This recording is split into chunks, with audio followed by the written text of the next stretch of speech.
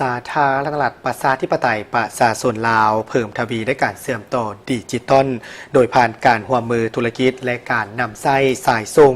ไฟเบอร์ออปติกระหว่างรัฐวิสาหกิจไฟฟ้าลาวและบริษัทเบสเทเลคอมพิธีเซ็นสัญญาการร่วมมือธุรกิจนำไส้สายส่งไฟเบอร์ออปติกระหว่างรัฐวิสาหกิจไฟฟ้าลาวและบริษัทเบสเทเลคอมได้จัดขึ้นในวันที่5 มังกร 2026 ที่นครหลวงวิจันทร์โดยการลงนามระหว่างทานอาคมเดชวงศ์ไซผู้อำนวยการใหญ่รัฐวิสาหกิจไฟฟ้าลาวและทานฤทธิกรภูมิมาศักดิ์ผู้อำนวยการใหญ่บริษัทเบสเทเลคอมจำกัดให้เกียรติเข้าร่วมโดยทานเฉลิมไซกรมสิทธิ์รองนายกรัฐมนตรีโดยมีบรรดาภาคส่วนที่เกี่ยวข้องเข้าร่วมสำหรับการลงนามร่วมธุรกิจระหว่างรัฐวิสาหกิจไฟฟ้าลาวและบริษัทเบสเทเลคอมในครั้งนี้แมนเป็นการเสริมขยายและปรับปรุงสายส่งไฟเบอร์ออปติกเป็นไปตามระบบสายส่งไฟฟ้าแห่งชาติซึ่งเป็นข้อริเริ่มบาท9ที่สำคัญในการหันสาธารณรัฐประชาธิปไตยประชาชนลาวจากประเทศที่มีข้อจำกัดในการเชื่อมโยงข้อมูลหรือดิจิตอลแลนด์ล็อกไปสู่การเป็นศูนย์กลางเชื่อมต่อดิจิตอลของภาคพื้นโดยผ่านการร่วมมือและการลงทุนของเบสเทเลคอมในโครงหลังพื้นฐานสายส่งไฟเบอร์ออปติก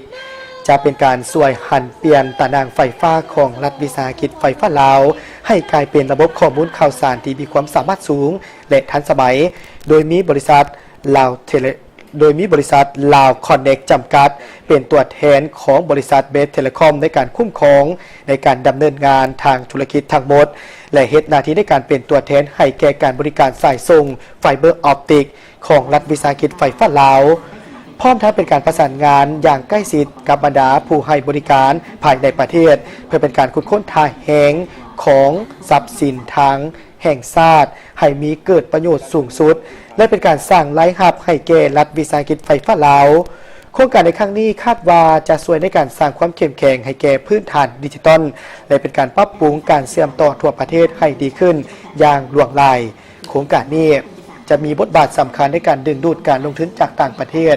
สนับสนุนในการบริการดิจิตอลและเป็นการเปิดโอกาสทางด้านเศรษฐกิจใหม่ๆให้แก่รัฐวิสาหกิจไฟฟ้าลาวและเศรษฐกิจแห่งชาติสอดคล้องกับวิสัยทัศน์ระยะยาวของรัฐบาลในการหันเป็นดิจิตอลในการสร้างความหลากหลายของเศรษฐกิจและการพัฒนาแบบมีส่วนร่วม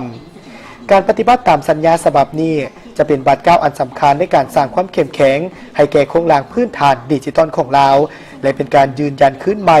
ถึงความมุ่งมั่นในการเชื่อมโยงกับภาคพื้นในยุคดิจิตอล